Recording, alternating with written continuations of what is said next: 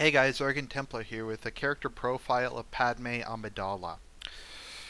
Now, I know there might be some contradictory elements in the extended universe, and I know I'm inconsistent with whether or not I consider the extended universe. Generally speaking, I will use the extended universe if it kind of reinforces and expands upon my opinion of the character from the movies, or if the character just really doesn't have much of a presence in the movies and I have to find something about their background. I think Amidala's background is a bit more explored, so I probably won't go into it. There might be some counterexamples somewhere, but I'm not really going to be talking about them. So, Padme Amidala, to me, she kind of really represents what the modern ruling class is all about. She really strikes me as an upper middle class white liberal, kind of an upper middle class SWPL, if you will, who has this extremely idealistic view of the universe. She comes from basically the equivalent of some like idyllic, like Mediterranean or Scandinavian village planet, which is just lush. Just it's beautiful. It's lush. Crops grow easy. There's abundant natural resources in the form of plasma, fishing, agriculture. The people there are passive. There's high trust. There's little in the way of crime. There's no social disorder. The population's more or less homogenous.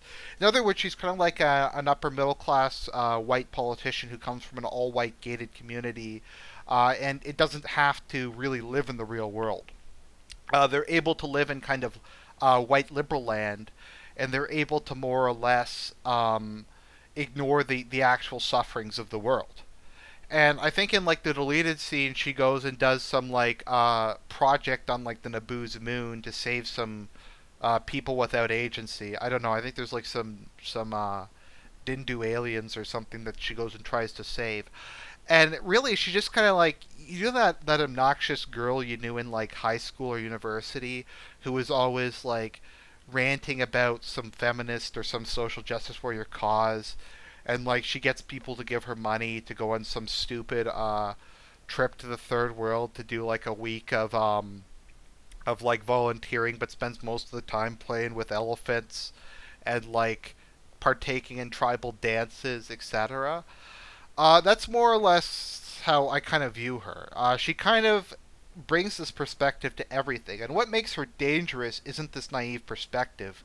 It's the view that she should rule, that she is in her views capable of ruling, and not only capable of ruling her Swipple planet, but capable of ruling a galaxy which is populated by people like the Huts, which is populated by warlike races, which is populated by systems and peoples who despise one another, who have nothing in common, who have not only, I mean, if we look at the world we have, and even within, like, let's look at America. Even between African Americans who are part white and have lived there for like 200 to 300 years, there is immense cultural, biological, and social differences between them and the white population. The Hispanics also have immense differences, and that leads to near constant violence and social disorder. And that's between people of the same species who are somewhat biologically related and have grown up in a shared country and a shared culture with some sort of history. Um, Even within the Earth, the distance between the Oriental mindset and the Western mindset is immense, and it's how China functions is largely incoherent and incomprehensible to a Westerner. So take that and include other species who don't even have vaguely similar brains. We aren't even talking about like minor differences in hormones or minor differences in like IQ levels. We're talking about completely different species, some of whom are reptilians, some of whom are insectoid. And she thinks that she can kind of generalize her Swipple love of liberal democracy onto peoples who may not even be biologically capable of it.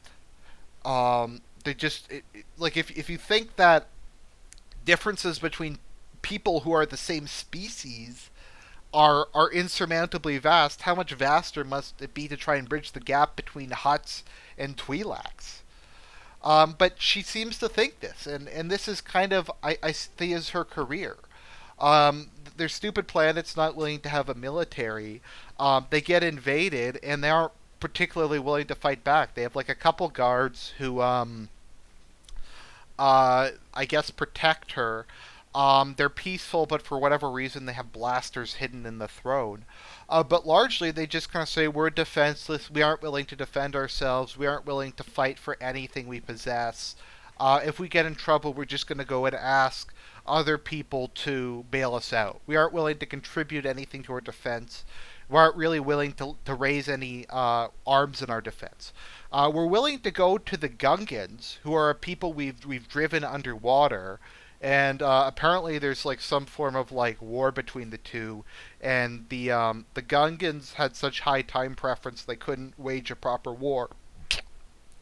And the Naboo, probably with the aid of the Jedi, because the Naboo are kind of incompetent, drove the Gungans underground and underwater and kind of reduced them to their present state.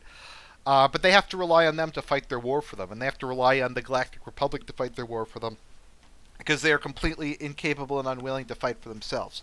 So that's like what Queen Amidala does. She doesn't stay and fight for her people. She doesn't try to raise an army. She just runs away and gets other people to bail her out, which is more or less just how SWPLs are. They aren't willing to fight their own wars. They're willing to invade countries like Libya, Iraq, or Afghanistan, or whatever, but they have to rely on southern whites who they despise to fight their wars for them. Their army is composed of people that they intrinsically hate, but they're too lazy and too impotent to really raise any arm in their defense. And that's kind of how I view Padme Amidala. She has all these ideals. She's willing to basically force her ideals on other people, etc. And she's unwilling to do the slightest thing pragmatically to preserve the things she likes. Liberal democracy is clearly not working. But rather than just make modest reforms of it, maybe centralizing power a little, maybe making an army, a volunteer army of the Republic, maybe kind of trying to adopt a kind of a more federal system, maybe trying to implement maybe some trade regulations or something to try and rein in some of the libertarian corporate sectors. She just seems to say, well, we're just going to stick with idealistic freedom and equal rights, and everything's just going to work out. And that's basically what she is. She's just kind of a non-entity. People respect her for whatever reason, but I kind of owe that more to affirmative action than anything else. They're like, oh, there's this pretty woman, and she wants to be a senator, and she wants to lead. Well, what kind of good ideas has she ever had? What agency has she ever really expressed? I can't really think of anything she's actually done. Generally speaking, she just gets other people who are more competent than her to do stuff on her behalf. And I find most of the decisions she makes are terrible. And I think a really good example of it is how she allows her decoy to be assassinated in her place. Because she's just not willing to own up to any of her bad decisions.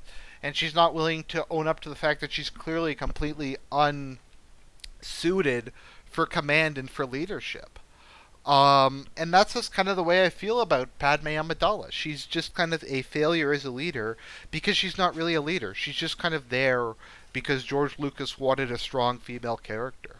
But what's strong and female about depending on Jedi's, the Galactic Republic, your captain, and Anakin to do everything for you? And I guess to show up and maybe shoot a couple guys with a blaster, but really, nothing significant in the franchise happens because of her, aside from Anakin's fall from the dark side. She's actually... Anakin, I think, actually has a really good plot arc, and I think he's a very interesting character. Most of the problems with Anakin come from how lame Padme is. Padme is just... I don't even find Natalie Portman that good looking. She's just kind of like... She's a bit scrawny for my taste. I just don't really like her. But she's not even really eye candy to me, at least. She just is kind of a boring character who just kind of seems like a bit of a bitch and just seems like she's kind of this self-entitled, spoiled princess who has had the voters of Naboo, the Galactic Senate, Anakin, Obi-Wan, Qui-Gon Jinn. She just continues to sacrifice other people or have other people do things on her behalf. I don't really see anything likable or admirable about her. I really dislike Padme, as you may have noticed. I think she brings down Anakin. It's kind of funny because she is what brings him down. Um, and that's the reason he fell to the dark side was because of her. So yeah, Padme is, I think, an irredeemably lame, uninteresting character. This is Argent Templar signing out.